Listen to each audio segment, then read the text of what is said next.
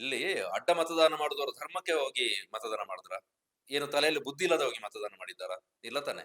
ಅವರಿಗೆ ಏನಾದ್ರು ಒಂದು ಅಲ್ಲಿಂದ ಆಫರ್ ಬಂದಿರ್ಬೇಕಲ್ಲ. ಒಂದು ಅಧಿಕಾರದ ಆಮಿಷ, ಇಲ್ಲ ಹಣದ ಆಮಿಷ.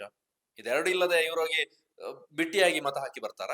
ನಾವೆಲ್ಲ ಹೋಗಿ ನಮ್ಮ ಎಲೆಕ್ಷನ್ ನಲ್ಲಿ ಹೋಗಿ ಮತ ಹಾಕ್ತೇವಲ್ಲ, ಏನು ಲಾಭ ಇರೋದಿಲ್ಲ, ಒಂದು ಓಟ್ ಹಾಕ್ಬೇಕು ಅಂತ ಹೋಗಿ ಹಾಕಿ ಬರ್ತೇವಲ್ಲ, ಅಂತಹ ಮನಸ್ಥಿತಿಯಲ್ಲಿ ಇವರಾಗಿ ಮತ ಹಾಕಿರ್ತಾರ? ಖಂಡಿತ ಇಲ್ಲ. 100ಕ್ಕೆ 100, 100ಕ್ಕೆ 200% ಖಂಡಿತ ಸಾಧ್ಯ ಇಲ್ಲ. ಅಲ್ಲಿ ಮಾರಿಕೊಂಡವರು ಇಲ್ಲಿ ಹೋಗಿ ದೇವರ ಮುಂದೆ ಆಣೆ ಮಾಡೋದಕ್ಕೆ ಹೇಸ್ತಾರ? ಹಲೋ, ನಮಸ್ಕಾರ. ಕೂರ್ಗ್ ಬಸ್ ಡಿಜಿಟಲ್ ಮೀಡಿಯಾಗೆ ನಿಮ್ಗೆಲ್ರಿಗೂ ಪ್ರೀತಿಯ ಸ್ವಾಗತ. ನಾನು ಕಿಶೋರ್ ರೈ, ಕತ್ತಲೆಕ್ಕಾಡು. ಇವತ್ತು ಈಗ ಮತ್ತೊಮ್ಮೆ ನಾನು ರಾಜಕೀಯದ ಬಗ್ಗೆನೇ ಮಾತಾಡ್ತಾ ಇದ್ದೇನೆ. ಅನೇಕ ಕಂಟೆಂಟ್ಗಳಲ್ಲಿ ಮಾತಾಡಿದೆ, ಈಗ ಮತ್ತೊಮ್ಮೆ ಅದರ ಬಗ್ಗೆ ಮಾತಾಡೋ ರೀತಿ ಆಗಿದೆ. ಈ ಕರ್ನಾಟಕ ಬಿಜೆಪಿಯ ಪರಿಸ್ಥಿತಿ ಹೇಗಾಗಿದೆ ಅಂತ ಹೇಳಿದ್ರೆ, ಅದೇನೋ ಮಾಡಕ್ಕಾಗದವ್ರು ಇನ್ನೇನೋ ಮಾಡಿದ್ರಂತೆ. ಅಂತಹ ಪರಿಸ್ಥಿತಿಯಲ್ಲಿ ರಾಜ್ಯ ಬಿಜೆಪಿ ಇದೆ. ದೇಶಾದ್ಯಂತ ಬಿಜೆಪಿ ಅವರು ಒಂದು ಆಯಾಮದಲ್ಲಿ ಹೋಗ್ತಾ ಇದ್ರೆ, ಕರ್ನಾಟಕದ ಬಿಜೆಪಿ ಅವರು ಹೋಗ್ತದಿಕ್ಕೆ ಬೇರೆ ರೀತಿಯಲ್ಲಿ ಇದೆ. ಇಲ್ಲಿ ಏನ್ ಮಾಡ್ಬೇಕಾಗಿತ್ತು ಅದನ್ನೆಲ್ಲ ಮಾಡೋದನ್ನ ಬಿಟ್ಟು ಇನ್ಯಾವುದೋ ಲೆಕ್ಕಕ್ಕಿಲ್ಲದ ವಿಚಾರ ಇಟ್ಕೊಂಡು ಮುಂದೆ ಹೋಗ್ತಾ ಇದ್ದಾರೆ. ಅಸಲಿಗೆ ಕಾರಣ ಏನು ಅಂತ ಮಾತಾಡ್ತಾ ಹೋಗೋದಾದ್ರೆ, ಇತ್ತೀಚೆಗಷ್ಟು ನಾವು ವಿಧಾನ ಪರಿಷತ್ ಎಲೆಕ್ಷನ್ ನೋಡಿದ್ವಿ. ಆ ಸಂದರ್ಭದಲ್ಲಿ ರಾಜಕೀಯ ಲೆಕ್ಕಾಚಾರ ಏನೆಲ್ಲೋ ಆಯ್ತು ಅನ್ನೋದನ್ನು ಕೂಡ ನಾವು ಗಮನಿಸಿದ್ದೇವೆ. ಪುನಃ ಅದನ್ನ ಕೆದಕ್ತಾ ಹೋಗೋದಿಲ್ಲ. ಅಡ್ಡ ಮತದಾನ, ಕ್ರಾಸ್ ವೋಟಿಂಗ್, ಬಿಜೆಪಿ ಶಾಸಕರು ಆರಂಭದಲ್ಲಿ ಜೆಡಿಎಸ್ನವರು ಕ್ರಾಸ್ ವೋಟಿಂಗ್ ಮಾಡ್ತಾರೆ ಅನ್ನೋದು ಮಾತು ಕೇಳಿ ಬರ್ತಾ ಇತ್ತು. ಜೊತೆಗೆ ಬಿಜೆಪಿಯಿಂದ ಉಚ್ಚಾಟನೆಗೊಂಡವರು ಕೂಡ ಬೇರೆ ಕ್ರಾಸ್ ವೋಟಿಂಗ್ ಮಾಡ್ತಾರೆ ಅಂತ. ಚುನಾವಣೆ ದಿನ ತುಂಬಾನೇ ಚರ್ಚೆ ಆಗಿದ್ದು ಆತ್ಮಸಾಕ್ಷಿಯ ಮತಗಳು. ಯಾರೆಲ್ಲ ಈ ಮಧ್ಯದಲ್ಲಿ ಇದ್ಕೊಂಡ್ರು, ಆ ಕಡೆ ಎಲ್ಲ ಈ ಕಡೆ ಎಲ್ಲ ಅನ್ನೋ ನಿಟ್ಟಿನಲ್ಲಿ ಇದ್ರು, ಯಾರು ಅಮಾನತಾದವರೆಲ್ಲ ಇದ್ರಲ್ಲ, ಅಂತವರಿಗೆ ಮಾಧ್ಯಮದವರಾಗಿ ಮೈಕ್ ಹಿಡಿದಾಗ ನಾವು ಆತ್ಮಸಾಕ್ಷಿಗೆ ಮತ ಹಾಕಿದ್ದೇವೆ, ನಾವು ಆತ್ಮಸಾಕ್ಷಿಗೆ ಅನುಗುಣವಾಗಿ ಮತ ಹಾಕಿದ್ದೇವೆ, ಆತ್ಮಸಾಕ್ಷಿ ಪ್ರಕಾರ ನಾವು ನಮ್ಮ ಮತಗಳನ್ನ ಚಲಾಯಿಸಿದ್ದೇವೆ, ಇದೇ ರೀತಿಯಾಗಿ ಕತೆ ಕಟ್ತಾ ಇದ್ರು. ಅಲ್ಲಿಗೆ ಅವರ ಪಕ್ಷಕ್ಕೆ ಮತ ಹಾಕಿಲ್ಲ ಅನ್ನೋದು ಕನ್ಫರ್ಮ್ ಆಗಿತ್ತು. ಅದೊಂದು ಒತ್ತಡಿಗೆ ಇರಲಿ. ಇಲ್ಲಿ ಶಾಕಿಂಗ್ ವಿಚಾರ ಏನು ಅಂತ ಹೇಳಿದ್ರೆ, ರಾಜ್ಯ ಬಿಜೆಪಿಗೆ ದೊಡ್ಡ ಹೊಡೆತ ಇದರಲ್ಲಿ ಸಿಕ್ಕಿದೆ. ಒಂದು ರೀತಿಯಲ್ಲಿ ಈ ಮರ್ಮಾಘಾತ ಅಂತ ಹೇಳ್ತಾರಲ್ಲ, ಆ ರೀತಿಯಾದಂತಹ ಆಘಾತವನ್ನ ಬಿಜೆಪಿಯಲ್ಲಿ ಇದ್ದಂತಹ ಶಾಸಕರುಗಳೇ ಕೊಟ್ಟಿದ್ದಾರೆ. ರಾಜ್ಯ ಬಿಜೆಪಿಯ ಜವಾಬ್ದಾರಿಯಲ್ಲಿರುವಂತಹ ನಾಯಕರು, ಅವರ ಕಾರ್ಯವೈಖರಿ ಬಗ್ಗೆ ಚರ್ಚೆ ಬೇರೆ ಇದೇ ರೀತಿಯಲ್ಲಿ ಇದೆ. ರಾಜ್ಯಾಧ್ಯಕ್ಷರು ಏನ್ ಮಾಡ್ತಾ ಇದ್ದಾರೆ, ವಿಧಾನ ಸಭೆಯ ವಿರೋಧ ಪಕ್ಷದ ನಾಯಕರು ಏನ್ ಮಾಡ್ತಾ ಇದ್ದಾರೆ, ರಾಜ್ಯ ಸರ್ಕಾರವನ್ನ ಪ್ರಶ್ನಿಸಬೇಕಾದವರು, ರಾಜ್ಯ ಸರ್ಕಾರದ ವೈಫಲ್ಯವನ್ನ ಎತ್ತಿ ಹಿಡಿದು ಪಕ್ಷ ಸಂಘಟನೆ ಮಾಡಬೇಕಾದವರು, ಹೋರಾಟವನ್ನ ರೂಪಿಸಬೇಕಾದವರು, ಅವರ ನಡೆಯೇ ಭಿನ್ನ ರೀತಿಯಲ್ಲಿ ಇದೆ. ಆ ಬಗ್ಗೆ ಚರ್ಚೆ ಆಗ್ತಿರುವ ನಡುವಲ್ಲೇ ನಾಯಕರುಗಳಿಗೆ ಜೊತೆಗೆ ಪಕ್ಷಕ್ಕೆ ಅಡ್ಡ ಮತದಾನ ದೊಡ್ಡ ಹೊಡೆತವನ್ನ ಕೊಟ್ಟಿದೆ. ಆಕ್ಚುಲಿ ಬಿಜೆಪಿಯಲ್ಲಿ ಇದ್ದಂತಹ ಶಾಸಕರು 63 ಮಂದಿ ಶಾಸಕರೇನಿದ್ದಾರೆ, ಅವರಲ್ಲಿ ಅನೇಕ ಮಂದಿ, ಬಹುಶಃ ಒಂದು 7ಕ್ಕೂ ಅಧಿಕ ಮಂದಿ ಕ್ರಾಸ್ ವೋಟಿಂಗ್ ಮಾಡಿದ್ದಾರೆ ಅನ್ನುವಂಥದ್ದು ವಿಚಾರ ಗೊತ್ತಾಗ್ತಾ ಇದೆ. 4 ಮಂದಿ ಒಟ್ಟು ಕಾಂಗ್ರೆಸ್ಗೆ ಅದರಲ್ಲಿ 140 ಮತದ ಲೆಕ್ಕಾಚಾರ ಇತ್ತು. ಅಲ್ಲಿಗೆ ಅವರಿಗೆ ಬಂದ ಓಟ್ ಎಷ್ಟು ಅಂತ ಹೇಳಿದ್ರೆ 151 ಓಟ್. ಅಲ್ಲಿಗೆ 11 ಮತಗಳು ಹೆಚ್ಚುವರಿಯಾಗಿ ಬಂದವು. ಅದೆಲ್ಲಿಂದ ಬರೋದಕ್ಕೆ ಸಾಧ್ಯ? ಬಿಜೆಪಿ ಮತ್ತೆ ಜೆಡಿಎಸ್ ಅವರೇ ಹೆಚ್ಚು ಶಾಸಕರು ಅವರಿಗೆ ಕ್ರಾಸ್ ವೋಟಿಂಗ್ ಮಾಡಿದ್ದಾರೆ ಅಂತ ಬಿಜೆಪಿ ಅವರು ಹೇಳ್ತಾ ಇದ್ರು. ಆದ್ರೆ ಜೆಡಿಎಸ್ ನಿಂದ 4 ಶಾಸಕರುಗಳು ಕ್ರಾಸ್ ವೋಟಿಂಗ್ ಮಾಡಿದ್ದಾರೆ ಅನ್ನುವಂತ ವಿಚಾರ ಬಂತು ಅಲ್ಲಿಗೆ. ಅದಿರ್ಲಿ. ಅಲ್ಲಿಗೆ ಬಿಜೆಪಿಯಿಂದ 7 ಮಂದಿ, ಏನಿಲ್ಲ ಅಂದ್ರೂ 7 ಮಂದಿ ಅಡ್ಡ ಮತದಾನ ಮಾಡಿದ್ದಾರೆ ಅನ್ನೋದು ಖಾತ್ರಿಯಾಗಿದೆ. ಈ ನಿಟ್ಟಿನಲ್ಲಿ ದೊಡ್ಡ ರೀತಿಯಲ್ಲಿ ಚಿಂತಾಕ್ರಾಂತರಾಗಿದ್ದಾರೆ. ಜೊತೆಗೆ ಬಹಳ ತಲೆಗೆಡಿಸ್ಕೊಂಡಿದ್ದಾರೆ ರಾಜ್ಯದ ನಾಯಕರು. ನಾನು ಆಗ್ಲೇ ಆರಂಭದಲ್ಲೇ ಹೇಳೋದಲ್ಲ, ಏನ್ ಮಾಡ್ಬೇಕಾಗಿದ್ರೆ ಅದನ್ನ ಮಾಡದೆ ಇನ್ನೇನೋ ಮಾಡೋದಕ್ಕೆ ಹೊರಟಿದ್ದಾರೆ ಅಂತ. ಈಗ ಅದನ್ನೆಲ್ಲ ಒಂದು ಈ ಆತ್ಮಸಾಕ್ಷಿ ಜೊತೆಗೆ ಪಕ್ಷ ನಿಷ್ಠೆ ಜೊತೆಗೆ ಶಾಸಕರ ಮೇಲಿನ ನಂಬಿಕೆಯನ್ನ ಗಳಿಸೋದಕ್ಕೆ, ನಂಬಿಕೆಯನ್ನ ಪ್ರಶ್ನೆ ಮಾಡೋದಕ್ಕೆ, ನಂಬಿಕೆಯನ್ನ ಪರೀಕ್ಷೆ ಮಾಡೋದಕ್ಕೆ ಈಗ ಇವರು ಹೊರಟಿರೋದಿಲ್ಲಿಗೆ, ಧರ್ಮಸ್ಥಳಕ್ಕೆ. ಈ ನಾಯಕರುಗಳಿಗೆ ತಾವು ಏನ್ ಮಾಡ್ಬೇಕು, ಪಕ್ಷದ ಆಯ್ಕೆಯಾಗಿ ಬಂದಂತಹ ಜನಪ್ರತಿನಿಧಿಗಳನ್ನ, ಪಕ್ಷದ ಮುಖಂಡರುಗಳನ್ನ ಒಟ್ಟಿಗೆ ಇಟ್ಕೊಳ್ಳಕ್ಕೆ ಆಗದಿರೋರು ಈಗ ಧರ್ಮಸ್ಥಳಕ್ಕೆ ಕರ್ಕೊಂಡೋಗಿ ಇವರು ಅವರ ಸತ್ವ ಪರೀಕ್ಷೆ ಮಾಡ್ತಾ ಇದ್ದಾರೆ. ಸತ್ವ ಪರೀಕ್ಷೆ, ಸತ್ಯ ಪರೀಕ್ಷೆ, ಏನ್ ಬೇಕಾದ್ರೂ ಅನ್ಕೋಬಹುದು. ಈ ಆಣೆ ಪ್ರಮಾಣ ವಿಚಾರ ಧರ್ಮಸ್ಥಳದಲ್ಲಿ ಆಗ್ತಿರೋದು ಇದು ಮೊದಲೇನಲ್ಲ. ಈ ಹಿಂದೆ ಕೂಡ ಅನೇಕ ಬಾರಿ ಆಗಿದೆ. ಅನೇಕ ಸಂದರ್ಭಗಳಲ್ಲಿ ದೊಡ್ಡ ದೊಡ್ಡ ನಾಯಕರುಗಳು ಕೂಡ ಅಲ್ಲಿ ಹೋಗಿ ಆಣೆ ಪ್ರಮಾಣ ಮಾಡಿದ್ದಾರೆ. ಅದರ ಬಗ್ಗೆ ಮಾತಾಡೋಣ. ಅದಕ್ಕಿಂತ ಮುಂಚೆ ಈ ಬಿಜೆಪಿ ಅವರು ಈಗ ಅಲ್ಲಿ ಶಾಸಕಾಂಗದ ಪಕ್ಷದ ಸಭೆಯನ್ನ ಕರೆಯೋದಕ್ಕೆ, ಸಭೆಯನ್ನು ಅಲ್ಲಿ ಕರಿಬೇಕು, ಅಲ್ಲಿ ನಡೆಸಬೇಕು ಅನ್ನೋ ನಿಟ್ಟಿನಲ್ಲಿ ಈಗ ಆಲ್ರೆಡಿ ರಾಜ್ಯಾಧ್ಯಕ್ಷರಾದಂತಹ ವಿಜಯೇಂದ್ರ ಅವರು ಘೋಷಣೆ ಮಾಡಿದ್ದಾರೆ. ನಮ್ಮ ಮುಂದಿನ ಶಾಸಕಾಂಗ ಪಕ್ಷದ ಸಭೆ ಧರ್ಮಸ್ಥಳದಲ್ಲಿ ನಡೆಯುತ್ತೆ. ಅಲ್ಲಿ ಎಲ್ಲಾ ಶಾಸಕರು 63 ಮಂದಿ ಶಾಸಕರು ಬಂದು ಪ್ರಮಾಣ ಮಾಡಬೇಕು, ಆಣೆ ಪ್ರಮಾಣ ಮಾಡಬೇಕು, ನಾವು ಪಕ್ಷಕ್ಕೆ ಮತ ಹಾಕಿದ್ದೇವೆ ಅನ್ನೋದನ್ನ ಇತ್ಯಾದಿ ಇತ್ಯಾದಿ ಹೇಳ್ಕೊಂಡಿದ್ದಾರೆ. ಅಲ್ಲಿ ಯಾರು ಎಷ್ಟು ಜನ ಹೋಗ್ತಾರೋ, ಎಷ್ಟು ಜನ ಗೈರಾಗ್ತಾರೋ, ಎಷ್ಟು ಜನ ಆಣೆ ಮಾಡ್ತಾರೋ, ಪ್ರಮಾಣ ಮಾಡ್ತಾರೋ ಗೊತ್ತಿಲ್ಲ. ಇಲ್ಲಿ ಕ್ರಾಸ್ ವೋಟಿಂಗ್ ಮಾಡಿದವರು ಕೂಡ ಅಲ್ಲಿ ಆಣೆ ಮಾಡ್ಬೋದು, ನಾನು ಹಾಕಿದ್ದೇನೆ ಅಂತ. ಯಾರಿಗೆ ತಾನೇ ಗೊತ್ತಾಗತ್ತೆ? ಬಟ್ ಇವರು ದೇವರು ನಂಬಿಕೆಯನ್ನ ಈ ರೀತಿಯಾಗಿ ಬಳಕೆ ಮಾಡ್ಕೊಳ್ತಿದ್ದಾರೆ ಇವರ ರಾಜಕೀಯಕ್ಕೆ. ನಾವು ಧಾರ್ಮಿಕ ಕ್ಷೇತ್ರಗಳು, ಪರ್ಟಿಕ್ಯುಲರ್ ಧರ್ಮಸ್ಥಳ ಅಂತಲ್ಲ, ಯಾವುದೇ ಒಂದು ಧಾರ್ಮಿಕ ಕ್ಷೇತ್ರ, ಶ್ರದ್ಧೆ ಭಕ್ತಿಯ ನಂಬಿಕೆಯ ಕ್ಷೇತ್ರಕ್ಕೆ ಹೋಗೋದು, ನಮ್ಮ ಬೇಡಿಕೆಗಳನ್ನ, ಇಷ್ಟಾರ್ಥಗಳನ್ನ ಪ್ರಾರ್ಥಿಸಿಕೊಂಡು ಇಷ್ಟಾರ್ಥಗಳನ್ನ ಈಡೇರಿಕೆಗಾಗಿ ನಾವು ಹೋಗಿ ಮೊರೆ ಇಡ್ತೇವೆ. ಇಲ್ಲಿ ಇವರು ಈ ರೀತಿಯಾದಂತಹ ಒಂದು ಕೆಳಮಟ್ಟದ ರಾಜಕೀಯಕ್ಕಾಗಿ ನಮ್ಮ ಧಾರ್ಮಿಕ ಕ್ಷೇತ್ರಗಳನ್ನ ಬಳಕೆ ಮಾಡ್ಕೊಳ್ತಾ ಇರೋದು ಎಷ್ಟರ ಮಟ್ಟಿಗೆ ಸರಿ? ನೀವು ಚರ್ಚೆ ಮಾಡ್ಲೇಬೇಕಾದಂತ ವಿಚಾರ. ರಾಜಕಾರಣಿಗಳಿಗೆ ಅದೆಲ್ಲ ಲೆಕ್ಕಕ್ಕಿರೋದಿಲ್ಲ. ನಮ್ಮ ಶ್ರದ್ಧೆ, ನಮ್ಮ ನಂಬಿಕೆ, ನಮ್ಮ ಭಾವನೆಗಳು ಅವರಿಗೆ ಲೆಕ್ಕಕ್ಕಿರೋದಿಲ್ಲ. ಅವರು ಅವರ ಲಾಭ ನಷ್ಟದ ಲೆಕ್ಕಾಚಾರದಲ್ಲೇ ಇರ್ತಾರೆ. ಅದು ಬಿಜೆಪಿ ಅಂತಲ್ಲ, ಯಾವುದೇ ಒಂದು ಪಕ್ಷ ಅಂತಲ್ಲ. ಸ್ಪೆಷಲಿ ಈ ಬಿಜೆಪಿ ಅವರು ಈ ನಂಬಿಕೆ ವಿಚಾರದಲ್ಲಿ, ಧರ್ಮ ಜೊತೆಗೆ ಈ ದೇವಸ್ಥಾನ ಇಂತಹ ವಿಚಾರಗಳಲ್ಲಿ ಒಂದು ರೀತಿ ಬೇರೆ ಆಯಾಮದಲ್ಲಿ ಗುರುತಿಸ್ಕೊಳ್ತಾರೆ. ಆದ್ರೆ ಬರ್ಬರ್ತಾ ಇವರು ಎಷ್ಟು ಕೆಳಮಟ್ಟಕ್ಕೆ ಇಳಿತಾ ಇದ್ದಾರೆ ಅನ್ನೋದಕ್ಕೆ ಇದೇ ಸಾಕ್ಷಿ. ನಮ್ಮ ಮತದಾನ ವ್ಯವಸ್ಥೆಯಲ್ಲಿ ಯಾರಿಗೆ ಬೇಕಾದ್ರೆ ಮತದಾನ ಮಾಡೋದು ಹಕ್ಕಿದೆ. ಜೊತೆಗೆ ನಮ್ಮ ಈ ಪ್ರಜಾಪ್ರಭುತ್ವದ ಸೌಂದರ್ಯ ಕೂಡ ಅದು. ನಾವು ನಮ್ಮ ನಾಯಕರುಗಳನ್ನ ಆಯ್ಕೆ ಮಾಡಿ ಕಳ್ಸಿರ್ತೇವೆ. ನಮ್ಮ ಸಮಸ್ಯೆಗಳನ್ನ ಈಡೇರಿಕೆಗಾಗಿ ಅವರು ಅಲ್ಲಿ ಕೆಲಸ ಮಾಡ್ತಾರೆ. ನಮ್ಮ ಧ್ವನಿಯಾಗಿ ಅಲ್ಲಿಗೆ ಹೋಗ್ಲಿಕ್ಕೆ ಅದು ಎಷ್ಟೋ ಲಕ್ಷ ಜನರಲ್ಲಿ ಒಬ್ಬರಿಗೆ ಸಿಗುವಂತ ಅವಕಾಶ. ಒಂದು ಜಿಲ್ಲೆ ಅಥವಾ ಒಂದು ಕ್ಷೇತ್ರದ ಒಂದು ತಾಲೂಕಿನಲ್ಲಿ ಎಲ್ರಿಗೂ ಹೋಗಿ ವಿಧಾನಸೌಧದಲ್ಲಿ ಕೂರೋದಕ್ಕಾಗೋದಿಲ್ಲ. ಆ ಕಾರಣಕ್ಕಾಗಿ ಇಂತಹ ವ್ಯವಸ್ಥೆಯನ್ನ ಮಾಡಿರೋದು. ನಮ್ಮ ಜನಪ್ರತಿನಿಧಿಗಳನ್ನ ಆಯ್ಕೆ ಮಾಡಿ ಅವರು ಹೋಗಿ ನಮ್ಮನ್ನ ಪ್ರತಿನಿಧಿಸ್ಲಿ ಅನ್ನುವಂತ ಉದ್ದೇಶದಿಂದ. ಆದ್ರೆ ಇವರು ಹೋಗಿ ಮಾಡುವಂತದ್ದೇನು? ಇಂಥದ್ದು ಆಣೆ ಪ್ರಮಾಣ ಮಾಡ್ಕೊಂಡು ಇವರ ಟೈಮ್ ಕಳೆಯುತ್ತೆ. ಸಮಸ್ಯೆಗಳು ಬೇಕಾದಷ್ಟಿದ್ದಾವೆ, ಅದನ್ನ ಮಾಡೋದು ಬಿಟ್ಟು ಇವರ ಆಸಕ್ತಿ ಇಂಥ ವಿಚಾರಗಳಲ್ಲಿ. ಆಕ್ಚುಲಿ ನಾಯಕರುಗಳು ಅನ್ಸ್ಕೊಂಡವರು ತಾವು ಸರಿಯಾಗಿ ಇದ್ಕೊಂಡು ತಮ್ಮ ಪಕ್ಷದ ಶಾಸಕರನ್ನ ಚೆನ್ನಾಗಿ ಇಟ್ಕೊಂಡಿದ್ರೆ ಇಂತಹ ಪರಿಸ್ಥಿತಿ ಬರ್ತಾ ಬಿಜೆಪಿಗೆ? ಯಾಕಾಗಿ ಬರ್ತಾ ಇತ್ತು ಅದನ್ನ ಅವ್ರು ಯೋಚನೆ ಮಾಡೋದಿಲ್ಲ. ಯಾಕಾಗಿ ಈ ಪರಿಸ್ಥಿತಿ ಬಂತು ಅಂತ ಮಾತಾಡ್ತಾ ಹೇಳ್ತಾರೆ. ನಮ್ಮ ಬಗ್ಗೆ ಜನರು, ಮತದಾರರು ರೋಸಿ ಹೋಗಿದ್ದಾರೆ ಅಂತ. ಹೌದು ಸ್ವಾಮಿ, ರೋಸಿ ಹೋಗ್ತಾರೆ. ಆಡಳಿತ ಪಕ್ಷಕ್ಕೆ ಎಷ್ಟು ಜವಾಬ್ದಾರಿ ಇದೆಯೋ ಅಷ್ಟೇ ಜವಾಬ್ದಾರಿ ನಿಮ್ಗೂ ವಿರೋಧ ಪಕ್ಷಕ್ಕೂ ಕೂಡ ಇದೆ.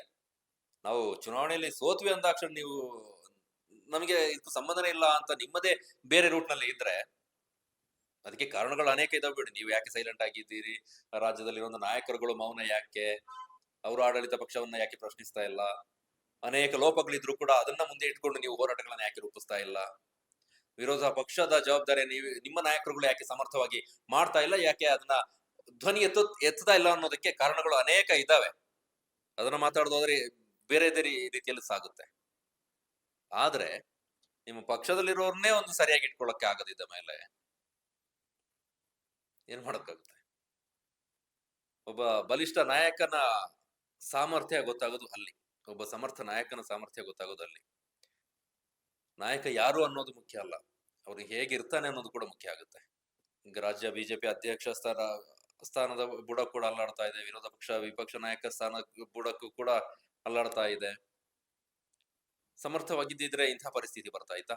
ಧರ್ಮಸ್ಥಳಕ್ಕೆ ಹೋಗಿ ನೀವು ಶಾಸಕಾಂಗ ಪಕ್ಷದ ಸಭೆಯನ್ನ ನಡೆಸಿ ಅಲ್ಲಿ ನಿಮ್ಮ ಶಾಸಕರುಗಳನ್ನ ಕರೆಸಿ ಅಲ್ಲಿ ಅವರನ್ನ ಒಬ್ಬೊಬ್ಬರನ್ನೇ ಕರೆದು ನೀವು ಆಣೆ ಪ್ರಮಾಣ ಮಾಡಿಸ್ತೀರಾ?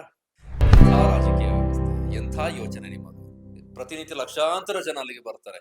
ಆರ್ಥಿಕವಾಗಿ ತೀರ ಕೆಳ ಹಂತದಲ್ಲಿರೋರಿಂದ ಹಿಡಿದು ಕೋಟ್ಯಾಂತರ ರೂಪಾಯಿ ಸಂಪಾದನೆ ಮಾಡುವವರೆಗಿನ ಬೇರೆ ಬೇರೆ ಹಂತದ, ಬೇರೆ ಬೇರೆ ವರ್ಗದ ಜನ, ಬೇರೆ ಬೇರೆ ಜಾತಿ ಧರ್ಮದ ಜನ ಅಲ್ಲಿಗೆ ಬರ್ತಾರೆ. ಅಂಥವರ ಮಧ್ಯದಲ್ಲಿ ನಿಮ್ಮಂಥವ್ರು ಹೋಗಿ ಅಲ್ಲಿಗೆ ಆಣೆ ಪ್ರಮಾಣ ಮಾಡೋದು. ಒಂದು ಕ್ಷೇತ್ರವನ್ನ ಈ ರೀತಿಯೆಲ್ಲ ನೀವು ಬಳಸ್ಕೊಳ್ಬೇಕಾ? ಇದಕ್ಕೆ ಅವರ ಪಕ್ಷದಿಂದಲೇ ವಿರೋಧ ವ್ಯಕ್ತವಾಗ್ತಾ ಇದೆ. ಕೆಲವು ಶಾಸಕರುಗಳು ಬಹಿರಂಗವಾಗಿ ತಮ್ಮ ಅಸಮಾಧಾನವನ್ನ ವ್ಯಕ್ತಪಡಿಸ್ತಾ ಇದ್ದಾರೆ. ಎಸ್ಪೆಷಲಿ ಸುರೇಶ್ ಕುಮಾರ್ ಅವರ ಪೋಸ್ಟ್ ಅನ್ನ ನೋಡ್ತಾ ಇದೆ. ಹಿರಿಯ ಶಾಸಕರು, ಮಾಜಿ ಸಚಿವರು ಈ ರಾಜ್ಯ ಅಧ್ಯಕ್ಷರೇನು ಹೇಳಿಕೆಯನ್ನ ಕೊಟ್ಟಿದ್ದಾರೆ ಅದನ್ನೇ ಮೆನ್ಷನ್ ಮಾಡಿ ಅವರು ಉಲ್ಲೇಖ ಮಾಡಿದ್ದಾರೆ. ಅದನ್ನ ಏನ್ ಹೇಳಿದ್ದಾರೆ ಅಂತ ನಾನು ನೋಡಿ, ಅವರದೇ ಪೋಸ್ಟ್ ಇದು. ನಿಜಕ್ಕೂ ನನಗೆ ನಮ್ಮ ಪಕ್ಷದ ರಾಜ್ಯಾಧ್ಯಕ್ಷರ ಈ ಘೋಷಣೆ ದಿಗ್ಭ್ರಮೆ ಉಂಟು ಮಾಡಿದೆ. ಇದ್ಯಾಕೋ ಸರಿಯಾದ ತೀರ್ಮಾನ ಅಂತ ಅನಿಸ್ತಾ ಇಲ್ಲ. ಶ್ರೀ ಕ್ಷೇತ್ರ ಧರ್ಮಸ್ಥಳ ಅದರದೇ ಆದಂತಹ ಪಾವಿತ್ರ್ಯತೆ ಹೊಂದಿದೆ. ನಾನು ವಿಧಾನಸಭೆಯಲ್ಲಿ ಹೇಳಿದಂತೆ ನನ್ನ ಜೀವನದಲ್ಲಿ ನನ್ನ ತಾಯಿಯ ನಂತರ ನನಗಿರುವ ನಿಜವಾದ ಬಂಧು ಎಂದರೆ ಮಂಜುನಾಥ ಸ್ವಾಮಿ ಅಂತ. ಈ ರೀತಿಯಾದಂತಹ ಭಾವನೆ ಅನೇಕರು ಹೊಂದಿದ್ದಾರೆ. ಮತ್ತೆ ಹೇಳ್ತೇನೆ, ನಾಟ್ ಓನ್ಲಿ ಧರ್ಮಸ್ಥಳ, ಯಾವುದೇ ಒಂದು ಧಾರ್ಮಿಕ ಕ್ಷೇತ್ರ ಇದ್ರೂ ಕೂಡ ನಮಗೆ ಇಲ್ಲಿ ಇರುವಂತಹ ಶಾಂತಿ ಅಲ್ಲಿಗೆ ಹೋದಾಗ ಸಿಗುತ್ತೆ. ಆ ದೇವರ ಎದುರು ನಿಂತು ಬೇಡದಾಗ ನಮಗೆ ಮನಸ್ಸಿಗೆ ಏನೋ ಒಂದು ರೀತಿಯಂತ ತೃಪ್ತಿ ಸಿಗುತ್ತೆ, ನೆಮ್ಮದಿ ಸಿಗುತ್ತೆ. ಅಂತಹ ಭಾವನೆ ನಮಗೆ ಇರುತ್ತೆ. ಇವರು ಕೂಡ ಅದನ್ನೇ ಉಲ್ಲೇಖ ಮಾಡಿದ್ದಾರೆ. ತಾಯಿಯ ನಂತರದ ಸ್ಥಾನವನ್ನ ಮಂಜುನಾಥ ಸ್ವಾಮಿ ಕೊಡ್ತಾ ಇದ್ದಾರೆ ಅಂತ. ರಾಜಕಾರಣದಲ್ಲಿ ನಡೆದು ಬಿಟ್ಟಿರುವ ಕೀಳು ಮಟ್ಟದ ಅಡ್ಡ ಮತದ ಅಪಚಾರಕ್ಕೆ ಧರ್ಮಸ್ಥಳವನ್ನ ಎಳೆದು ತರೋದು ದಯವಿಟ್ಟು ಬೇಡ. ಈ ಅಪಚಾರ ಮಾಡಿದವರು ಹೆತ್ತ ತಾಯಿಗೆ ದ್ರೋಹ ಮಾಡಿದಷ್ಟೇ ಪಾಪ ಮಾಡಿದ್ದಾರೆ. ಈಗಾಗಲೇ ಹಲವರು ಧರ್ಮಸ್ಥಳದ ಹಿರಿಮೆಯನ್ನ ಹಾಳು ಮಾಡುವ ಕೆಲಸವನ್ನ ಮಾಡುವುದರಲ್ಲಿ ವಿಕೃತಾನಂದವನ್ನ ಪಡೆದಿದ್ದಾರೆ. ಇಡೀ ನಾಡಿನ ಜನತೆ ನಂಬಿಕೆ ಇಟ್ಟಿರುವ ಶ್ರೀ ಕ್ಷೇತ್ರದ ಧರ್ಮಸ್ಥಳದ ಮಂಜುನಾಥ ಸ್ವಾಮಿ ಸನ್ನಿಧಾನದಲ್ಲಿ ಒಂದೊಮ್ಮೆ ಅಡ್ಡ ಮತದಾನದ ಮಾಡಿದ ವೀರರು ಆಣೆ ಪ್ರಮಾಣ ಮಾಡಿ ತಾವು ಉಳಿದುಕೊಳ್ಳಲು ನೈತಿಕ ದಿವಾಳಿತನ ತೋರಿಸಿದರೆ ಅದರಿಂದ ಅಪಚಾರದ ಪ್ರಮಾಣ ಹೆಚ್ಚಾಗುತ್ತದಷ್ಟೇ. ದಯವಿಟ್ಟು ಸ್ವಾಮಿ ಮಂಜುನಾಥನ ಶ್ರೇಷ್ಠತೆಯನ್ನ ಈ ರೀತಿ ಹೊರೆ ಹಚ್ಚುವುದು ಯಾವುದೇ ಕಾರಣಕ್ಕೂ ಬೇಡ ಅಂತ ಹೇಳಿದ್ದಾರೆ. ನಾನು ಆರಂಭದಲ್ಲಿ ಹೇಳಿದಲ್ಲ, ಈಗ ಎಲ್ಲಾ ಶಾಸಕರು ಹೋಗಿ ಅಲ್ಲಿ ನಿಂತು ನಾನು ಅಡ್ಡ ಮತದಾನ ಮಾಡಿಲ್ಲ ಅಂತ ಪ್ರಮಾಣ ಮಾಡ್ತಾರೆ. ಅದರಲ್ಲಿ ಅಡ್ಡ ಮತದಾನ ಮಾಡಿದವರು ಸೇರಿದಂತೆ. ಅಲ್ಲಿಗೆ ನಂಬಿಕೆ ಏನಾಯ್ತು, ನಮ್ಮ ಭಾವನಾತ್ಮಕ ವಿಚಾರಗಳೇನಾಯ್ತು, ನಮ್ಮ ಶ್ರದ್ಧೆ ಏನಾಗುತ್ತೆ? ಇಲ್ಲಿ ಅಡ್ಡ ಮತದಾನ ಮಾಡಿದವರು ಧರ್ಮಕ್ಕೆ ಹೋಗಿ ಮತದಾನ ಮಾಡಿದ್ರ? ಏನು ತಲೆಯಲ್ಲಿ ಬುದ್ಧಿ ಇಲ್ಲದೆ ಹೋಗಿ ಮತದಾನ ಮಾಡಿದ್ದಾರ? ಇಲ್ಲ ತಾನೆ. ಅವರಿಗೆ ಏನಾದ್ರು ಒಂದು ಅಲ್ಲಿಂದ ಆಫರ್ ಬಂದಿರ್ಬೇಕಲ್ಲ. ಒಂದು ಅಧಿಕಾರದ ಆಮಿಷ, ಇಲ್ಲ ಹಣದ ಆಮಿಷ. ಇದೆರಡು ಇಲ್ಲದೆ ಇವರೋಗಿ ಬಿಟ್ಟಿಯಾಗಿ ಮತ ಹಾಕಿ ಬರ್ತಾರ? ನಾವೆಲ್ಲ ಹೋಗಿ ನಮ್ಮ ಎಲೆಕ್ಷನ್ ನಲ್ಲಿ ಹೋಗಿ ಮತ ಹಾಕ್ತೇವಲ್ಲ, ಏನು ಲಾಭ ಇರೋದಿಲ್ಲ, ಒಂದು ಓಟ್ ಹಾಕ್ಬೇಕು ಅಂತ ಹೋಗಿ ಹಾಕಿ ಬರ್ತೇವಲ್ಲ, ಅಂತಹ ಮನಸ್ಥಿತಿಯಲ್ಲಿ ಇವರಾಗಿ ಮತ ಹಾಕಿರ್ತಾರ? ಖಂಡಿತ ಇಲ್ಲ. 100ಕ್ಕೆ 200% ಖಂಡಿತ ಸಾಧ್ಯ ಇಲ್ಲ. ಎರಡು ಅಂಶದಲ್ಲಿ ಯಾವ್ದಾದ್ರು ಒಂದಕ್ಕಾದ್ರೂ ಇವರು ತಮ್ಮನ್ನ ಮಾರ್ಕೊಂಡಿರ್ತಾರೆ. ಅಷ್ಟು ಮಾರ್ಕೊಂಡವರು ಇಲ್ಲಿ ಕ್ಷೇತ್ರದಿಂದ ಜನ ಆಯ್ಕೆ ಮಾಡಿಕೊಂಡು ಅವರು ನೆನಪಿಗೆ ಬರೋದಿಲ್ಲ. ಇವರಿಗೆ ಜನ ಯಾವ ಉದ್ದೇಶದಿಂದ ಆಯ್ಕೆ ಮಾಡಿದ್ದಾರೆ ಅನ್ನೋದು ಅವರಿಗೆ ಆ ಕ್ಷಣದಲ್ಲಿ ನೆನಪಿಗೆ ಬಂದಿರೋದಿಲ್ಲ. ನಾನು ಈ ಕ್ಷೇತ್ರದ ಪ್ರತಿನಿಧಿ, ನಾ ಇಷ್ಟೆಲ್ಲ ಲಕ್ಷಾಂತರ ಜನರ ಪ್ರತಿನಿಧಿ ನಾನು ಅನ್ನೋದು ಇವರಿಗೆ ಆ ಸಂದರ್ಭದಲ್ಲಿ ನೆನಪಿಗೆ ಬರೋದಿಲ್ಲ. ಅಲ್ಲಿ ಮಾರಿಕೊಂಡವರು ಇಲ್ಲಿ ಹೋಗಿ ದೇವರ ಮುಂದೆ ಆಣೆ ಮಾಡೋದಕ್ಕೆ ಹೇಸ್ತಾರ? ಲಕ್ಷಾಂತರ ಜನರ ಮತವೇ ಇವರಿಗೆ ಲೆಕ್ಕಕ್ಕೆ ಇಲ್ಲದ ಮೇಲೆ, ಯಾರಿಂದ ನಾವು ಗೆದ್ದು ಬಂದಿರ್ತೇವೆ ಅವರೇ ಈ ಆಮಿಷಗಳ ಇದು ಲೆಕ್ಕಕ್ಕೆ ಇಲ್ಲದ ಮೇಲೆ, ಇನ್ನು ದೇವರು ನಂಬಿಕೆಯನ್ನೇ ಅವರು ಕಾಲ್ ಕೆಳಗೆ ಹಾಕೋದ್ರಲ್ಲಿ ಅನುಮಾನ ಇದೆಯಾ? ಅಷ್ಟು ನಿಮ್ಮ ತಲೆಯಲ್ಲಿ ಆದ್ರೂ ಚೂರು ಬುದ್ಧಿ ಬೇಡ. ಹೋಗಿ ಧರ್ಮಸ್ಥಳದಲ್ಲಿ ಆಣೆ ಪ್ರಮಾಣ ಮಾಡೋದಂತೆ, ಇವರ ಶಾಸಕಾಂಗ ಪಕ್ಷದ ಸಭೆಯನ್ನು ಕರೆಯೋದಂತೆ. ತೆಗೆದುಕೊಂಡು ಹೋಗ್ತಾ ಇದ್ದೀನಿ ನಿಮ್ಮ ರಾಜಕಾರಣವನ್ನ. ರಾಷ್ಟ್ರ ರಾಜಕಾರಣ ನೋಡಿದ್ರೆ ಅವರು ಏನೋ ಮಾಡ್ತೇವೆ ಅಂತ ಹೊರಟಿದ್ದಾರೆ ಬಿಜೆಪಿ ಅವರು. ಇಲ್ಲಿ ನೋಡಿದ್ರೆ ನಿಮ್ಮ ಪರಿಸ್ಥಿತಿ ಈ ರೀತಿ ಇದೆ. ದೇಶದಲ್ಲಿ ಪಕ್ಷವನ್ನ ಎಲ್ಲೆಲ್ಲ ಕೊಂಡೊಯ್ಯಬೇಕು, ನಾವು ದೇಶಾದ್ಯಂತ ಅಧಿಕಾರ ವ್ಯಾಪಿಸಬೇಕು ಅಂತ ನಿಮ್ಮ ಇಲ್ಲಿದ್ದಂತಹ ಅಧಿಕಾರವನ್ನೇ ಕಳೆದುಕೊಂಡು ಇರುವಂತಹ ಪಕ್ಷವನ್ನೇ ನೀವು ಮುಳುಗಿಸ್ತಾ ಇದ್ದೀರಿ. ಆ ಮಧ್ಯದಲ್ಲಿ ದೇವರನ್ನ, ನಂಬಿಕೆಯನ್ನ, ನಮ್ಮ ಶ್ರದ್ಧಾ ಕೇಂದ್ರಗಳನ್ನ ಬಳಸ್ಕೊಳ್ತಾ ಇರೋದು. ಜನ ಯೋಚನೆ ಮಾಡ್ತಾ ಇರ್ತಾರೆ. ಖಂಡಿತ ಮೊದಲಿದ್ದಂತಹ ವ್ಯವಸ್ಥೆ ಮನಸ್ಥಿತಿ ಈಗ ಇಲ್ಲ. ಜನ ಎಲ್ಲವನ್ನು ಕೂಡ ಯೋಚನೆ ಮಾಡಿಯೇ ತೀರ್ಮಾನ ಕೈಗೊಳ್ತಾ ಇರ್ತಾರೆ. ನಿಮ್ಮ ತಳಮಟ್ಟದ ಕಾರ್ಯಕರ್ತರ ಆಲೋಚನೆಗಳು ಬೇರೆ ರೀತಿಯಲ್ಲಿ ಇದೆ. ಪಕ್ಷವನ್ನ ಆ ರೀತಿ ಕೊಂಡೊಯ್ಯಬೇಕು, ನಮ್ಮ ಮುಂದೆ ಅಧಿಕಾರಕ್ಕೆ ತರಬೇಕು ಅನ್ನೋದ್ರ ನಿಟ್ಟಿನಲ್ಲಿ ಯೋಚನೆ ಮಾಡ್ತಾ ಇರ್ತಾರೆ. ಆದ್ರೆ ನಾಯಕರುಗಳು ಅನ್ಸ್ಕೊಂಡವರು ನೀವೇನು ಮಾಡ್ತಾ ಇದ್ದೀರಿ? ಅಂತ ಕೇಡರ್ಗಳಿಗೆ ನೀವು ಮಾರ್ಗದರ್ಶಿ ಆಗ್ಬೇಕಾಗಿತ್ತು. ಇಂಥ ನಾಯಕರಿದ್ದಾರಪ್ಪ, ಇಂಥ ನಾಯಕತ್ವಕ್ಕೆ ನಾವು ನಮ್ಮ ಶ್ರಮ ಬೇಕು ಅನ್ನೋಂಥ ಮನಸ್ಥಿತಿಯಲ್ಲಿ ಕಾರ್ಯಕರ್ತರು ಶ್ರಮ ಹಾಕಿ ದುಡಿಯುವಂತಹ ಪರಿಸ್ಥಿತಿ ಬರ್ಬೇಕಾಗಿತ್ತು. ಆದ್ರೆ ನಿಮ್ಮಲ್ಲಿ ಆ ರೀತಿಯಾದಂತಹ ಆಗ್ತಾ ಇದೆಯಾ ಗೊತ್ತಿಲ್ಲ. ಸದ್ಯಕ್ಕೆ ನೀವು ಧರ್ಮಸ್ಥಳ ಮಂಜುನಾಥ ಸ್ವಾಮಿಯನ್ನ ಎಳೆದು ತಂದಿದ್ದೀರಿ. ಮಂಜುನಾಥ ಯಾವ ರೀತಿಯಾಗಿ ನಿಮ್ಗೆ ಸರಿದಾರಿ ತೋರ್ತಾನೋ, ಒಳ್ಳೆ ಬುದ್ಧಿಯನ್ನು ಕೊಡ್ತಾನೋ ಗೊತ್ತಿಲ್ಲ. ಆದ್ರೆ ನಿಮ್ಮ ನೀಚ ರಾಜಕೀಯಕ್ಕಾಗಿ ಆತನನ್ನ ಬಳಕೆ ಮಾಡ್ತಾ ಇರೋದು ಮಾತ್ರ ಸರಿಯಲ್ಲ. ನಂಬಿಕೆ ಅಪನಂಬಿಕೆ ಬೇರೆ ಇತ್ತು, ಅದು ಅವರವರ ವೈಯಕ್ತಿಕಕ್ಕೆ ಬಿಟ್ಟಂತಹ ವಿಚಾರ. ಆದ್ರೆ ಸಾಮೂಹಿಕವಾಗಿ ಯೋಚನೆ ಮಾಡಿದಾಗ, ಒಂದು ಸಾಮೂಹಿಕ ಸರ್ವ ಜನಾಂಗದ ಎಲ್ಲ ಧರ್ಮದವರು ಹೋಗುವಂತಹ, ಜೊತೆಗೆ ಸಾವಿರಾರು ಲಕ್ಷಾಂತರ ಮಂದಿ ಬರುವಂತಹ ಕ್ಷೇತ್ರವನ್ನ ಒಂದು ರಾಜಕೀಯಕ್ಕಾಗಿ ನಿಮ್ಮ ಪಕ್ಷ ಬಳಕೆ ಮಾಡ್ಕೊಳ್ತಾ ಇರೋದು ಖಂಡಿತ ಒಪ್ಪೋದಕ್ಕೆ ಸಾಧ್ಯ ಇಲ್ಲ. ಹಿರಿಯ ನಾಯಕರುಗಳು ನಿಮಗೆ ಸಜೆಷನ್ ಕೊಡ್ತಾ ಇದ್ದಾರೆ. ನೀವು ದೆಹಲಿಗೆ ಬೇರೆ ಹೋಗ್ತಾ ಇದ್ದೀರಿ. ರಾಷ್ಟ್ರೀಯ ನಾಯಕರುಗಳಿಗೆ ಇಲ್ಲಿನ ವರದಿಯನ್ನ ಒಪ್ಪಿಸೋದಂತೆ. ಅದೇನು ವರದಿ ಒಪ್ಪಿಸ್ತಾರೋ ಗೊತ್ತಿಲ್ಲ. ನಿಮ್ಮ ಸತ್ಯ ಶೋಧನೆಯನ್ನು ಕೂಡ ಮಾಡಿ ಸಮಿತಿಯನ್ನ ಮಾಡಿದ್ರೆ ಅವರು ವರದಿಯನ್ನು ಕೂಡ ನಿಮಗೆ ಕೊಟ್ಟಿರ್ತಾರೆ. ಅದು ಏನ್ ಸತ್ಯ ಶೋಧನೆಯನ್ನ ಮಾಡಿರ್ತಾರೋ. ಈ ನಡುವಲ್ಲಿ ಡಿ ವಿ ಸದಾನಂದ ಗೌಡರು ಕೂಡ ಮೀಡಿಯಾಗಳಿಗೆ ಹೇಳ್ತಾ ಇದ್ರು, ಇದ್ರ ಬಗ್ಗೆ ನನಗೆ ಮೊದಲೇ ಮಾಹಿತಿ ಇತ್ತು, ಇದನ್ನ ರಾಜ್ಯ ನಾಯಕರುಗಳ ಗಮನಕ್ಕೆ ತಂದಿದ್ದೆ, ಅವ್ರು ಯಾರು ತಲೆ ಕೆಡಿಸ್ಕೊಳ್ಳಿಲ್ಲ, ಈ ರೀತಿ ಆಗ್ತಾ ಇದೆ ಅನ್ನೋಂತಹ ಸೂಚನೆ ಸಿಕ್ಕಿತ್ತು. ಯಾರೋ ಒಬ್ರು ನಂಗೆ ಕಾಲ್ ಮಾಡಿ ಹೇಳಿದ್ರು, ಕಾಂಗ್ರೆಸ್ನ ಜೊತೆಗೆ, ಕಾಂಗ್ರೆಸ್ ನಾಯಕರುಗಳ ಜೊತೆಗೆ ಮೀಟಿಂಗ್ ಆಗ್ತಾ ಇದೆ, ಅವ್ರ ಜೊತೆಗೆ ಮಾತುಕತೆ ಆಗ್ತಾ ಇದೆ ನೋಡಿ ಅಂತ. ಇದನ್ನು ನಾನು ರಾಜ್ಯ ನಾಯಕರುಗಳಿಗೆ ಹೇಳಿದ್ದೆ, ಅವ್ರು ಏನು ಮಾಡಲಿಲ್ಲ. ನಿಮ್ಮ ಪಕ್ಷದಲ್ಲಿ ಮುಖ್ಯಮಂತ್ರಿ ಆಗಿದ್ದವರು, ಕೇಂದ್ರದಲ್ಲಿ ಸಚಿವರಾಗಿದ್ದಂತವರು ಒಂದು ಇಂಪಾರ್ಟೆಂಟ್ ವಿಚಾರವನ್ನ ಹೊರಗಿಟ್ಟಿದ್ದಾರೆ. ಆ ಸಂದರ್ಭದಲ್ಲಾದ್ರೂ ನೀವು ತಲೆ ಕೆಡಿಸ್ಕೊಂಡು ಏನೋ ಯೋಚನೆ ಮಾಡ್ಬೇಕಾಗಿತ್ತು. ಆಗ ಇಲ್ಲದ ಯೋಚನೆ ಈಗ ನಿಮಗೆ ಅಡ್ಡ ಮತದಾನ ಆದ ನಂತರದಲ್ಲಿ ಧರ್ಮಸ್ಥಳ ಮಂಜುನಾಥನನ್ನ ನೆನಪಾಗುತ್ತಲ್ಲ ನಿಮಗೆ. ನೀವು ಇದೇ ಕೆಲಸವನ್ನು ಅಲ್ಲಿ ಮಾಡ್ಬೋಯ್ತಲ್ಲ, ಇಂಥ ಪ್ರಮೇಯನೇ ಬರ್ತಾ ಇರ್ಲಿಲ್ಲ. ಈ ಆಸಕ್ತಿಯನ್ನು ಅಲ್ಲಿ ತೋರಿಸಿದ್ದಾರೆ, ನೀವು ಇಷ್ಟು ತಲೆ ಕೆರ್ಕೊಂಡು ಯೋಚನೆ ಮಾಡ್ಬೇಕಂತ ಪರಿಸ್ಥಿತಿಯೇ ಬರ್ತಾ ಇರ್ಲಿಲ್ಲ. ಗೊತ್ತಿಲ್ಲ.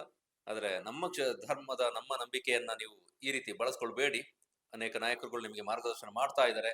ಈಗೇನೋ ಘೋಷಣೆ ಮಾಡಿಬಿಟ್ಟಿದ್ರಿ ಜೋಶ್ನಲ್ಲಿ, ಆಯ್ಕೆ ನಿಮ್ಮ ಮುಂದೆಯೇ ಇದೆ. ಅದರಿಂದ ಹಿಂದೆ ಸರಿಯೋದು ಮತ್ತು ಅದನ್ನ ಮುಂದುವರಿಸೋದು. ನೋಡೋಣ ಏನ್ ಮಾಡ್ತೀರಿ ಅಂತ. ನಿಮಗೇನಾದ್ರು ನಿಮಗೆ ನಮ್ಮ ಕಾರ್ಯಕ್ರಮ ನೋಡ್ತಾ ಇರುವಂತಹ ಸ್ನೇಹಿತರು ನಿಮಗೇನಾದ್ರು ಅನ್ಸಿದ್ರೆ ನಿಮ್ಮ ಅನಿಸಿಕೆಗಳನ್ನು ಕೂಡ ಕಾಮೆಂಟ್ ಬಾಕ್ಸ್ ನಲ್ಲಿ ಹಾಕಿ, ನೋಡೋಣ. ಕಂಟೆಂಟ್ ನೋಡಿದಕ್ಕಾಗಿ ಧನ್ಯವಾದಗಳು. ಮತ್ತೆ ಸಿಗೋಣ. Thank you very much.